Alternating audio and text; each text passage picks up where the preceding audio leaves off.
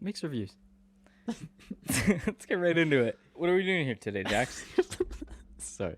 That was a good little thing to kind of break the tension. How would we explain what we're doing here Okay. first? Okay. Like, because, I mean, this is the first one. They just listen to us sing and then randomly talk about how we're nervous. Yeah. As we just sung, this is mixed reviews. Ba-da-ba-bum. Yeah, basically, I mean, the whole premise of this as a podcast is that we're amateur filmmakers, and well, I mean, we're both film lovers too. And kind of what we wanted to do here was watch films, both critically acclaimed films and like probably Less critically acclaimed. Yeah, like critically declaimed. In one, yeah, Is that a critically word? declaimed, yeah. Movies. Sure, let's go with it. And break them down, talk about.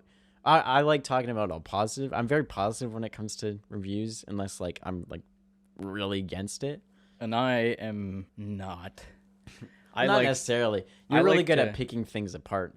Yeah, I like to pick apart the nitty gritties, the tiny details that as a viewer takes me personally out of it. So our idea with mixed reviews is let's put the way our brains work together and talk about movies. Yeah. In a critical way as filmmakers. Right. So today, well, I watched this movie for the first time last night. I've seen it over 6 times. 6 times? Yeah. We're going to rewatch Us today. Jordan Peele. 2019. Very good. Very good movie. Very good. I will say we both very much do love this movie. I don't want anyone to think I hate this movie because I'll be pointing out the things I didn't like about it. I think that's going to be a weird misconception with you pointing out bad things, that you don't like these movies. But no, I love this particularly movie. This one. We're going to go watch the movie again, and I'm sure we'll have lots more notes and things probably to add. 100%. We hope you guys enjoy. Ba-da-ba-ba-ba. Mixed reviews.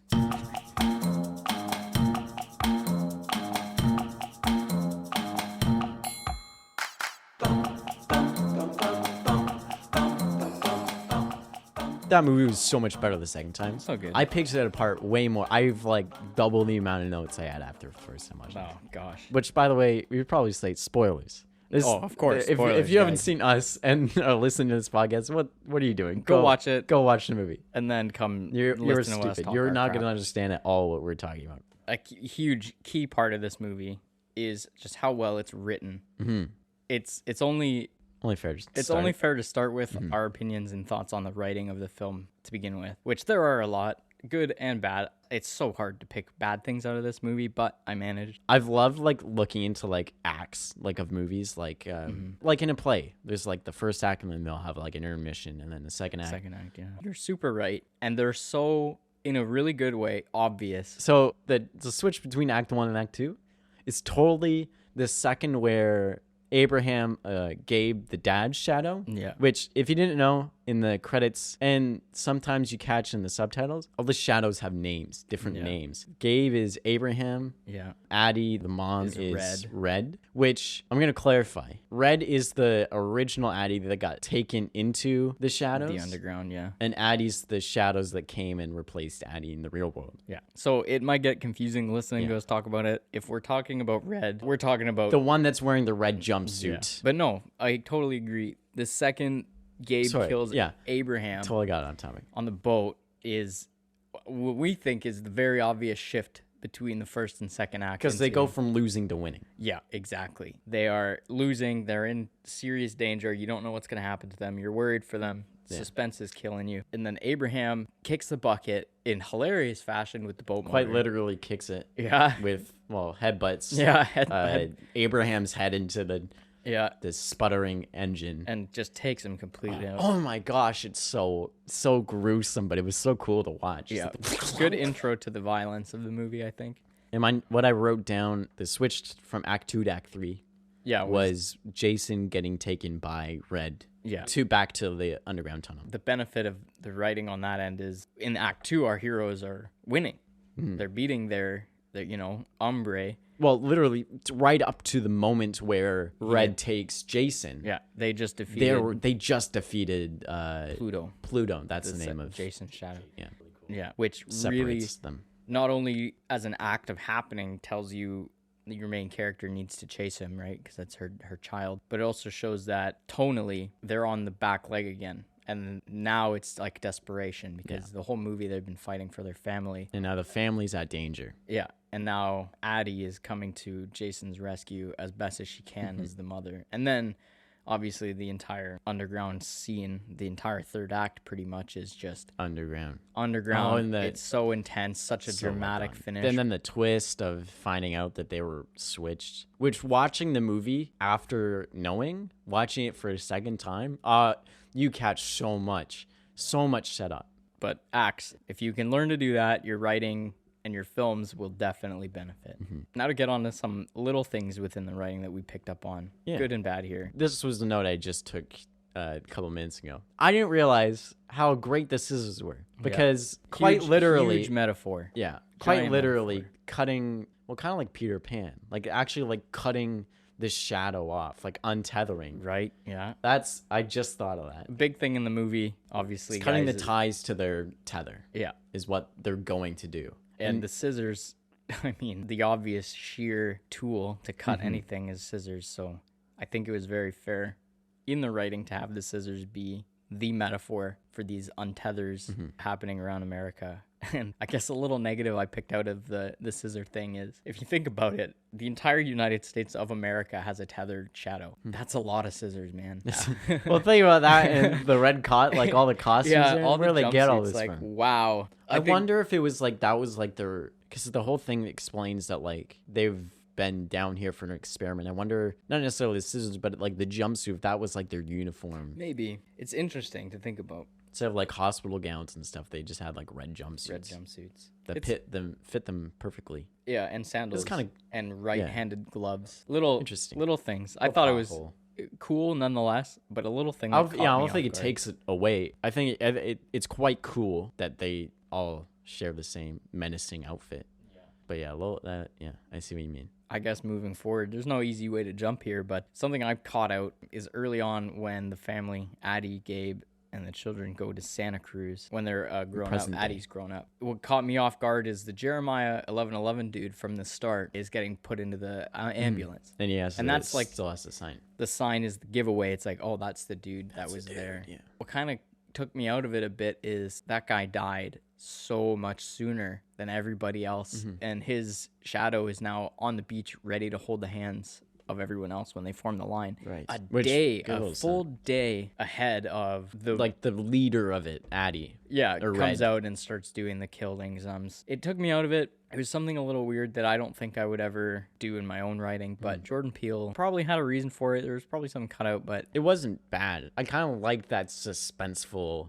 Yeah, I think you didn't know who it was necessarily because you don't see the 1111 on his head. No, you just see the dripping fingers. And it's good to set up suspense, but in a realist point of view, as a realist who tends to try to stick to reality in my writing, as much as you can with this movie. Yeah, as much as I can.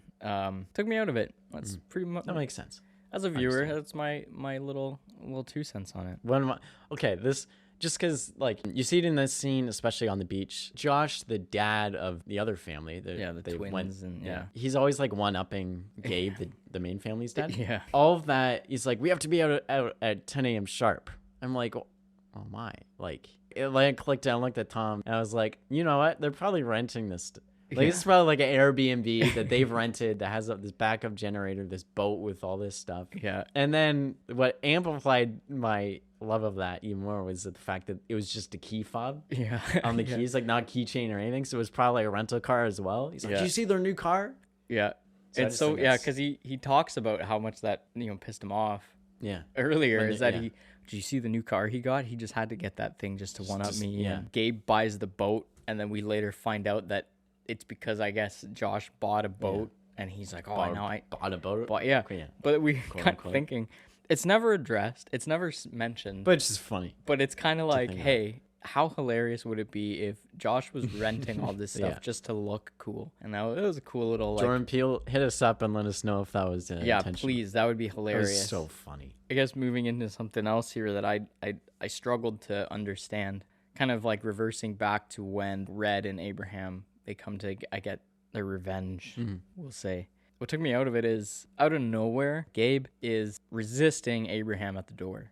He's got the baseball bat. He's holding the door shut. What confused me is later on we learned that these shadows have only had a diet of raw rabbit and nothing else. That's it. How are these things so strong? I don't just as strong as even stronger, right? Yeah. Because Abraham, he's just pushing the door open like probably with his one hand and body weight. and he sneaks his hand into the grab the bat and then hits him and all then over hit him his with the knee hard. And it completely cripples him for the whole movie, and then drags him away with one hand downstairs onto the dock. I wonder if it has to do.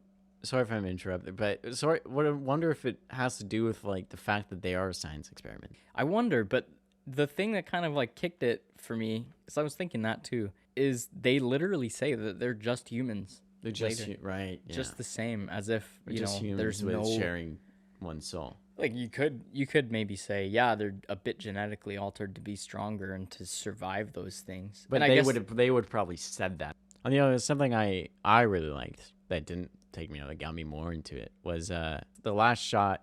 Like you see, like Jason like starts to realize that his mom is the reverse before even the audience does, or at least that I did. I think the moment where like you kind of saw it start, I noticed it the second time when the mom kills the twin quite like aggressively in the friend's house. Yeah, he stands there and just kind of like looks at her. That also goes into acting. Like it's the way he looks at her is just kind of like that little like that was weird. Yeah, that wasn't my mom right there. The little subtle like, hey, that's a little weird, man. But I liked how they hinted towards that. So. And I think it kind of, to like double onto that, is because Jason is the only one who has like a really solid connection with his tether. Yeah. I wonder if he knows the feeling of a tether and like the understanding of like the tethered mind, because him and Pluto are still connected in a really strong way, that he's able to feel there's something up with her. I wonder. Right. Good writing makes you see that on screen in very subtle performances, which, honestly, good for the kid. Like, he performed so great. Jason was such a good actor. Evan Alex, honestly, amazing performance, because he did both sides of that. He did Jason so well. He did Pluto very well. And then Pluto knocked it out of the park, man. His performance as Pluto was amazing. I just needed to point that out. Oh, got me into another note here.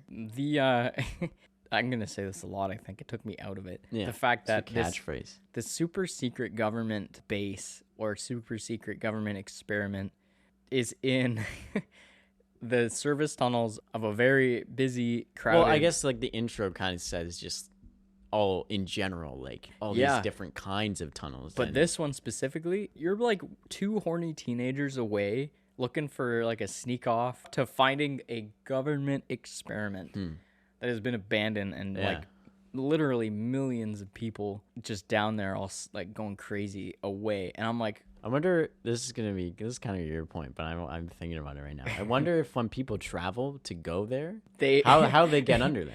I don't know. And if that's their vacation house, why is Addie down there all the time? Yeah, in the Santa Cruz. Yeah. Are the tunnels in the United States of America all connected? Is that an entire continental structure underneath America? And how did Addie get everyone? Like, is that ending shot of the long line? I wonder, how did she get that many people just starting from Santa Cruz going out somehow? Yeah, I don't know. It's a little plot hole, I think.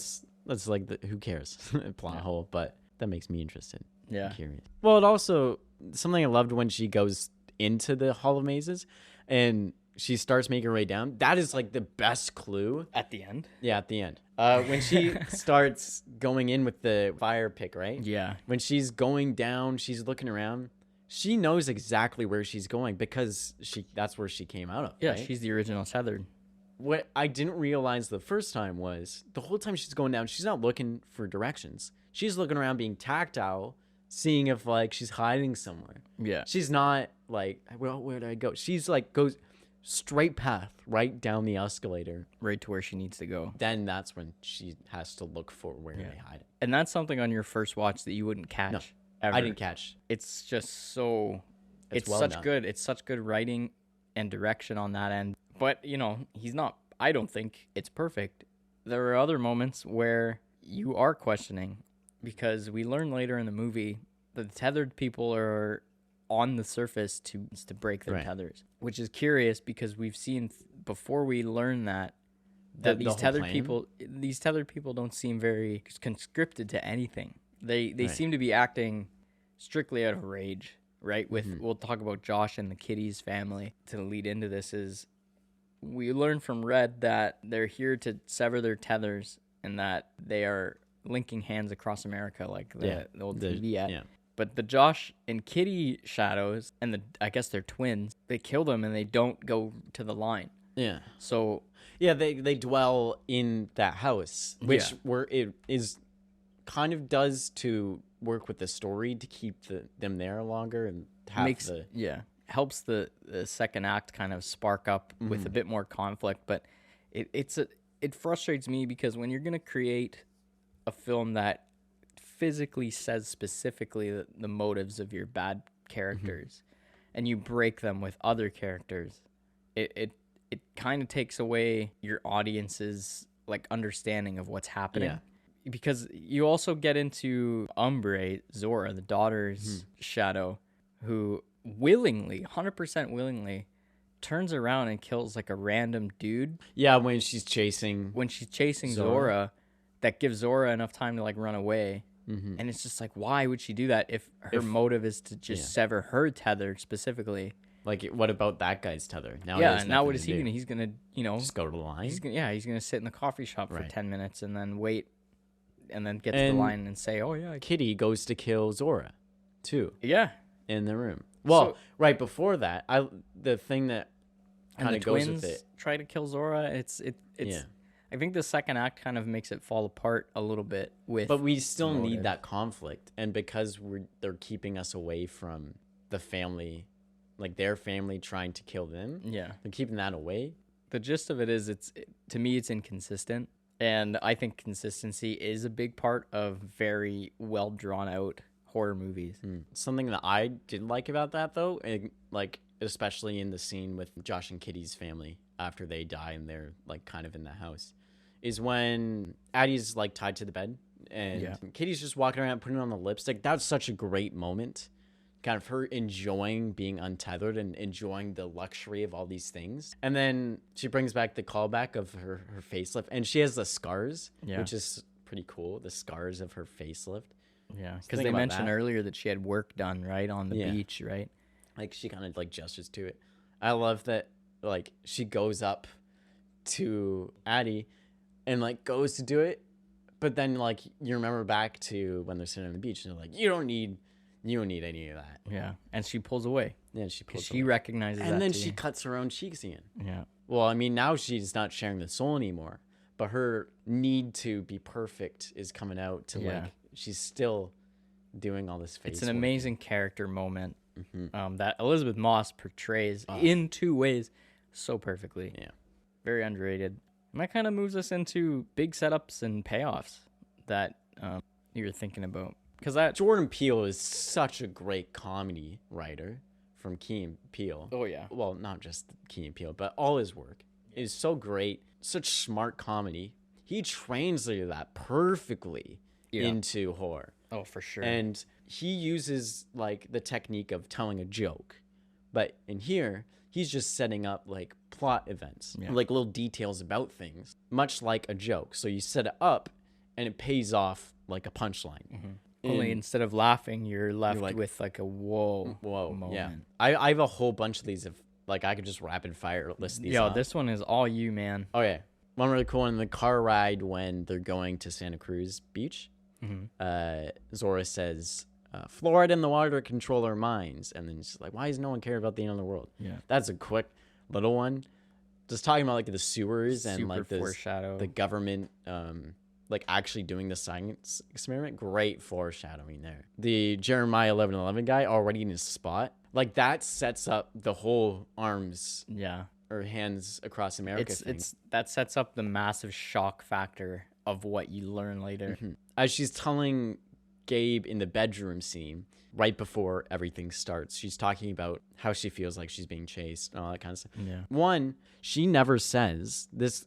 It's all implied by the visuals. Right. She never says that she was the girl walking through the hollow maze. She just said when she was in the hollow maze, Yeah. she sees A little girl. a little girl identical to her. And that's like the first hint of the other side of this interaction. Yeah. And he sets it up perfectly without like saying that.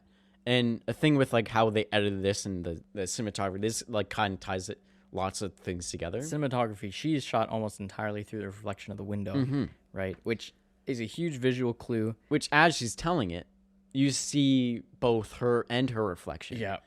And the one I don't want to talk about one shot particularly. Right as we see them meeting for the first time as kids, in that one shot where you see both of them, it cuts back to the room and you see her reflection in the mirror, but you don't see her standing there. And that's the only shot where it's different. And she's placed in the exact same spot of the frame as the young Addie was. Yeah. I was going to say Red, but I guess she would have been Addie. Yeah. That blew me away watching it the second time. And so methodical. And it's something as easy as just not having her shoulder in the shot.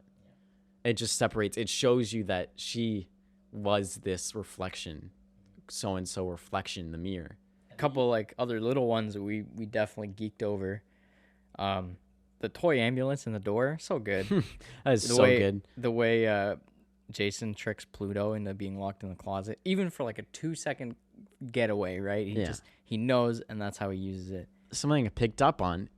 Jason's version of the lighter is just a match. Yeah. I think that's really cool. Yeah. Because he's trying to, like, especially when we go to the scene where the car's on fire and he's about to trick them. The match and he's just flicking. He does a magic trick, and which contradicts, like, kind of like the opposites of each other, sort of. In a way, yeah. In a way where Jason can't really do this magic trick, but Pluto can. The whole time they're sitting in that closet together, he has the light going. He has the match going. Yeah. And Jason can't get into work. And as soon as he gets to work, it scares him. The match goes out and he locks him in. Yeah. That was just so well done. Yeah. No, it's super good suspense writing. With the whole Kitty thing with her facelifts and the, referencing back to the speech of when Red mentions that every time. Like when they first meet the family and she's telling her the whole story about what she's missed out on. When Red talks about the birth of Jason.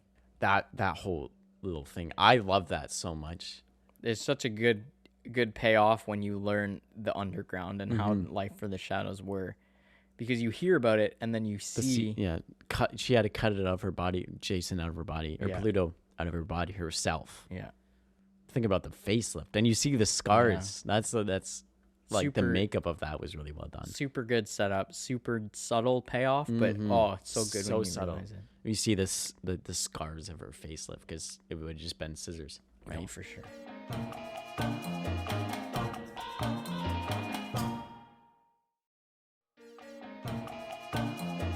Now we've talked a whole lot about writing, so we can jump in a bit to our second favorite topic, cinematography. Two things I have to say, one good and one really bad here. I'll start it off. This is a personal thing. In the underground, when the final confrontation is happening, Red and Addie are talking, there's a double focus shot. Basically a shot where they shoot the scene from both perspectives, I guess, with focus on the close-up character, which was Red in this case, and Addie in the back on a wide, and then they, in post-production, VFX stitched both of those shots over each other, both in focus. I just think it's so weird because it's so unnatural. Both in film and in real life. Yeah. You can't focus on two things at different visual planes at once. I'm looking at you right now. The background, you don't. It's totally out of focus. Now, imagine you're looking at someone. You can see the focus in their eyes from your eyes, and you can also see everything in the background as focus. It's just, to me, in a film, it takes you out of it. I'm going to say it. I really don't like uses of that shot. Use it in Hateful Eight a lot, and I don't like it there either. But you know what? The camera work is just really good. There's the one scene on the beach where... that's my favorite shot. Yeah. I only saw it as a super cool shot the first time we watched it. The second time, I'm like, oh! Like, I lost it. Yeah. Is the shot when they're walking, and you see the shadows. It's the very overhead harsh shot, shadows. right? Yeah, the overhead shot looking down at them. And you just see the harsh shadows of them walking. Like, quite literally, their shadows in like the sense of the underground people. Another, probably, if it was in the script, another great setup that pays off. Oh, once you know find out it the was in shadows. the script. You He know wrote it's it to be there, I'm sure. The use of mirrors and reflection in the cinematography is almost every shot. You know, anytime they have There was a few times they didn't know. I was kind of, because I love that. So I was looking for it. There's a few times they did miss it. But back to your point. yeah, it's just so well done So because it's a whole movie about almost your reflection of self, right? And the people, the shadows and the tethers, with the idea that she's the only one who's seen herself. Right. Addie and Red are the only two tethers. And everyone's like, are you sure it wasn't just a mirror? You're in a hall of mirrors. Like, are you sure it wasn't a mirror? But no, and so now every time, I don't know if you caught this, every time she looks at herself in a reflection in the movie, it's through a piece of glass that isn't a fully reflective surface. Whereas pretty much every other character is looking through a real mirror, and that's to show that Addie, the woman we know in the film, is not the true reflection of the original girl that we learned to know. Like her reflection is another muddied. person. It's not. Yeah, exactly. It's not through a real reflective surface, so she's not the genuine reflection. Oh, that's so cool.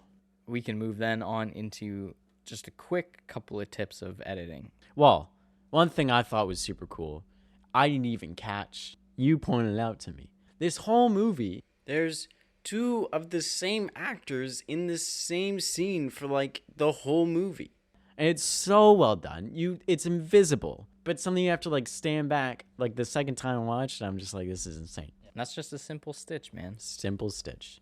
A simple, right you shoot one, don't move the camera, shoot the other one, and you just kind of put them on top of each other, edit it, and it works. Boom. So and nice. It's just the scenes where you couldn't do that. They use lighting in such a way to hide the body doubles. Yeah. So if you don't see the face, it's probably just similar looking actor, same body shape that looks similar on camera. You don't even realize it.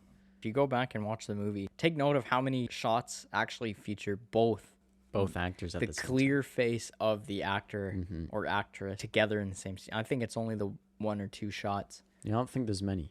Another thing in editing is a lot of the high action scenes have high action editing and cutting, right? And you see that especially intercutting. Like Marvel movies are so fast paced. Yeah. Like you cut from one shot to the next shot to the next shot. Like it's quick. The only time you really see super fast editing is intercut editing, which is where you're cutting back and forth between a couple different scenes that all relate to the same kind of thing you're saying with your scene. And the best example of that is the dancing and fighting scene. Oh, so well done. Where Red and Addie are fighting, and it cuts back to how I guess they were tethered, and they would dance as teenagers, reflecting and basically forcing the audience to notice that this fight scene that they're having is like they're sharing a dance that they've shared before. Because they've been tethered since they were children. And it's phenomenal editing that you to actually pull it off with the footage is a completely different That's a different thing, art, right? And it's very well done. What this movie does really well with horror drama, when you hold in a shot for a long time and dwell in it, and it's just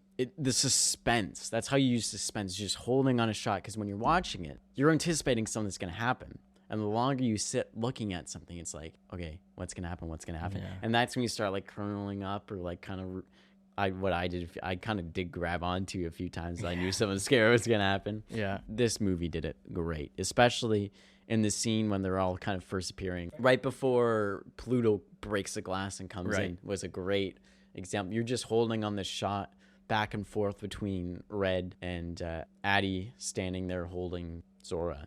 Yeah. Such a great little build up. That one, I was like, oh, what's gonna happen? What's gonna happen? And then the grass breaks. Not a lot of negatives to say about the editing in this movie. Just the one, a continuity thing with another thing. Yeah. You can definitely tell that there's a continuity problem, and I think it has to do with the fact that which continuity is like when one thing's one way for the whole movie, and if it's an error. You've seen this with if they're ever drinking water in a clear glass, and you notice that the water is at different levels throughout the whole scene. or a character might do the same action twice. So it's usually a continuity issue. So when Movement something changes between different shots. that shouldn't, if it's an error. That shouldn't. And Gabe's glasses caught us off guard Yeah, because and we had to go back and watch it because we were both kind of like, wait, why does he have his glasses back? yeah, he doesn't. He shouldn't, because Abraham took his glasses and then out of nowhere they just don't exist anymore. And then maybe 2 scenes later on the boat, Gabe has his glasses Yeah, got his back. glasses back. And I think that has something to do with the fact that they cut out Probably a key. when key they're part. going down the dock, he takes the glasses off, but you don't see what he does with them. So No, it's kind of like just this. they're gone. And then I think that's an issue with editing. So keep an eye out for that stuff. It's kind of fun to notice. Like, But then it takes you out of it a little bit. a little bit. But hey, it happens. We're all humans. Yeah. Like the Starbucks cup in Game of Thrones. Yeah. And that's all I had for editing. We can move on. We can keep this one short. The directing and acting we talked about a lot already. Yeah, we have. But it was so good. Just to point out a couple of things that in fashion that I've been saying this whole podcast that took me out of it took you out of it. is how overly funny I think Gabe is made to be in the movie. Gabe and Abraham in the one scene on the boat. Quick, would you consider this to be a comedy? I would not, You would not? I don't think so either. That's what I was. but I think it's too funny to be a horror. You know, everyone loves comedic relief in their horror movies. Like, there's not. Well, a horror that's how you movie- relieve tension is by if you're really tense. You're like that's when like it gets super suspenseful. You're all tensed up. You're crunched up in your chair, and then it's kind of like gets you sitting back normally and relax. A personal gripe I have is I don't like to break a lot of my tension with ha-has. I like to be scared. I love watching horror movies for the fright, right? And then I think, although it's not a bad thing and it's completely creative decisions and there's nothing wrong with it, for this movie, I would have loved things to be a bit scarier in moments where they were funny. And the comic relief, took you out of it, and when it should you be weren't scary scared. to me. I'm just going to say this. The Josh and Kitty's family getting murdered. There are 2 hints of laughter in that scene where, whatever Josh's shadow's name is, I can't remember at the moment. When he goes to reach down to Kitty when she's dying on the floor, he goes to reach out to help her out, and then when she reaches her hand out, he kind of like psychs and slices. Like, that's funny, but then they double hit it with the Police song. Yeah, that's what I was talking. Like the use of the Ophelia, like the Siri thing. Siri, yeah. I'm like, that is first the psych thing. That's funny, and then the NWA song coming in as she gets brutally murdered. We've already had one song be funny in a scary, like with the Beach Boys song. Yeah, It was kind of in the same scene. Yeah. Right. I will say in how serious it was and how well acted and directed these actors and actresses were. But just the raw talent. Oh my gosh. I think my favorite 3 performances was, both sides of the shadows and the regular, was Addie, Jason, and Kitty. Yeah. Were like by far, like, oh my gosh. Both sides of their performances was so well done. Yeah. So that, for if all you don't know, Lupita Nyong'o, phenomenal actress. She's in so many things. Plays Addie and Red. There is Kitty, who's played by Elizabeth Moss. Very well done. Especially the scene where she's enjoying all the makeup stuff on her face. Like that scene was like just amazing. Both times you watch it, you pointed out how much I love that scene, and I love her performance in that scene because it really demonstrates character for not only Kitty, like as the non-shadow person, but her Dahlia, I think is her name as a shadow, her shadow name. Dahlia's like desire to be a normal person kind of like trumps her plan to go do like the line thing, and just Elizabeth Moss just took that and ran with it. Oh, so good. And the subtlety in her performance was just so good. And we talked about it earlier with Evan Alex playing Jason and Pluto. Kid killed it. Did such a great job. I'm not saying that other people didn't, but just those 3. Those were our standouts for sure. I was blown away. For sure. Everyone else did amazing in this movie. It was so good. And I guess to top off the entire performance category we have here is Lupita Nyong'o's performance when she killed Red. Oh, just the God. Well, the shadow like comes out of Like, Oh, and you yeah. just see like the grunting and the laughing as she chokeholds with the handcuffs. Oh God. That was like the best like final clue. And she played that so like the rest of that scene, even when she goes out to see Jason after Yeah. she finds Jason. Gave me goosebumps. Well, one thing that attention to detail thing that, well, I'm pretty sure was intentional.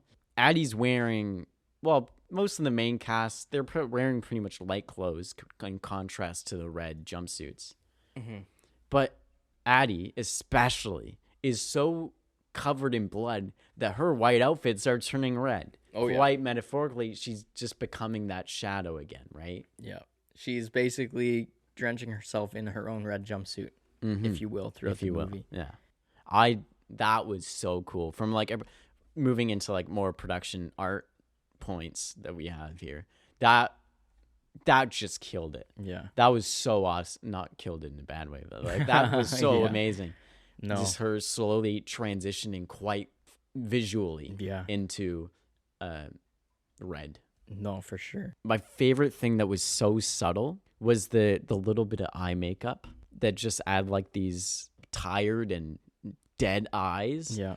That was just well done. And it made them look so menacing. Yeah. Just these just dry, dark eyes. For sure. It was And so good. What I really liked about it is it took literally the same actors and actresses and made them look like completely different people. Mm-hmm. You know, you can tell they're the same, but wow. It was amazing that they managed to make them look like demonic versions of their original selves. It was so well done. One thing I noticed the second time we were watching it. So Zora, her hair's in a bun the whole time. Yeah. Umbre, her the shadow. Her hair's just slicked back, and I was like, well, that's weird. That's kind of different. Probably because they don't have like elastic bands in this shadow world. They have a lot of scissors. Her hair's probably just slicked. It's like it's slicked back. Yeah. Probably just with like blood and fat from the bunnies that they're eating. Yeah. Which is so insane to think about. Like that is something like I did not think about at all. And then when we were looking for things, I went, well, why is her hair different? And then I thought, oh, probably. And that was insane to catch. I wonder if that is intentional, if it was just kind of like, how do we make her hair different? Oh, well, they probably wouldn't have elastics. Yeah. What if it's just like a little negative that just really cracked me up is how big Gabe is as a man.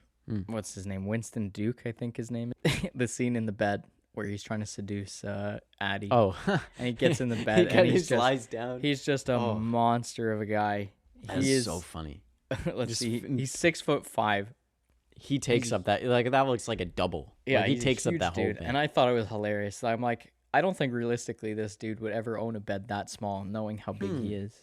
I just thought it was funny. Well, I wonder if that's like because this is her parents' original place, right? Yeah, maybe. You see? I think so.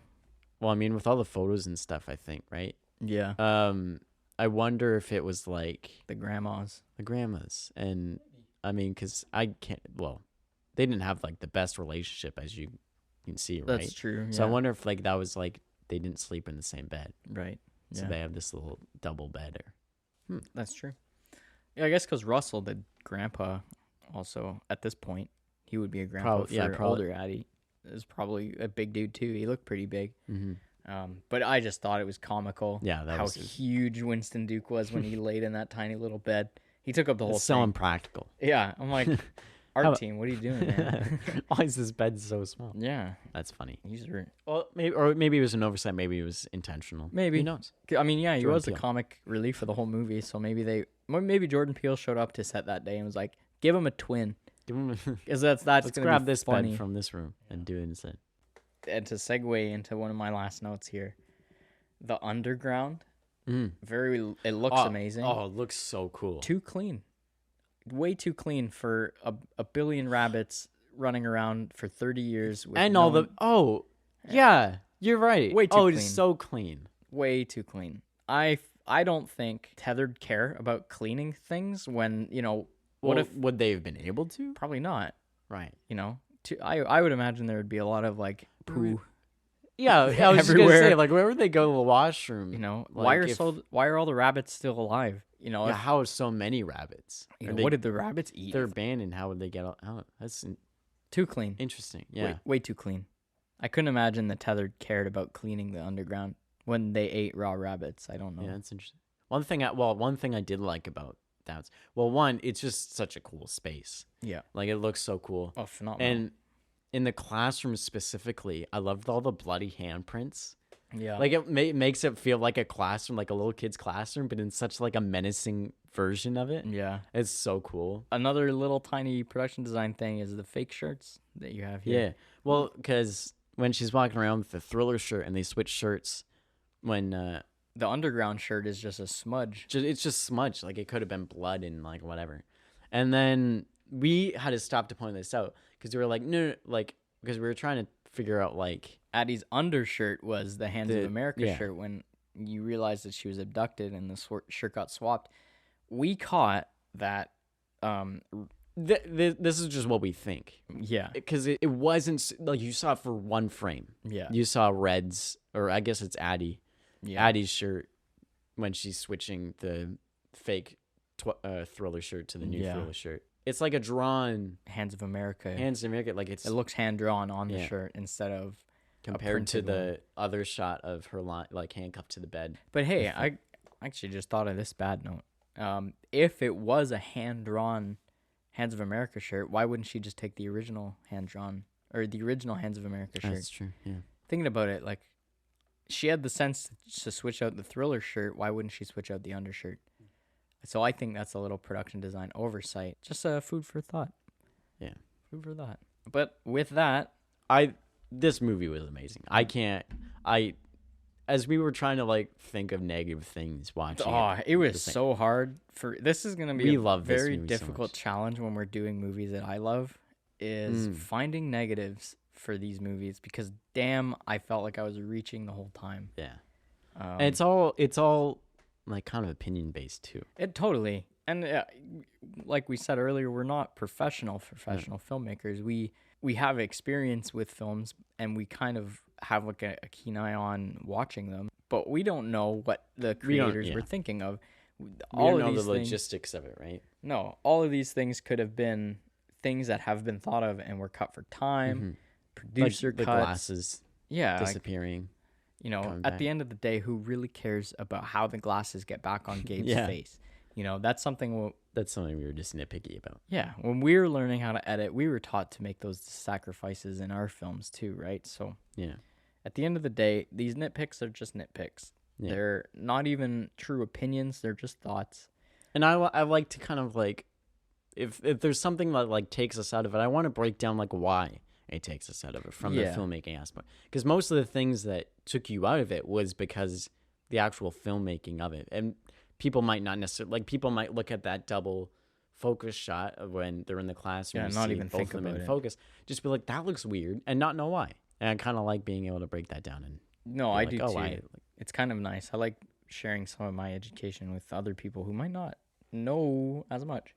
And I'm not to say I'm a know-it-all or anything. No, well, even if people are listening to this know something or catch on to something, go to YouTube or just like message us on whatever and let us know, because there's so much I'd love to find out about this movie. Yeah. And like I could, if anyone knows anything, or if that we were wrong about something, let us know, because I want to learn from movies like this. And I want for sure. What has 15,000 teeth? What have 10,000 hands? And what has 1,000,000 eyes? Right?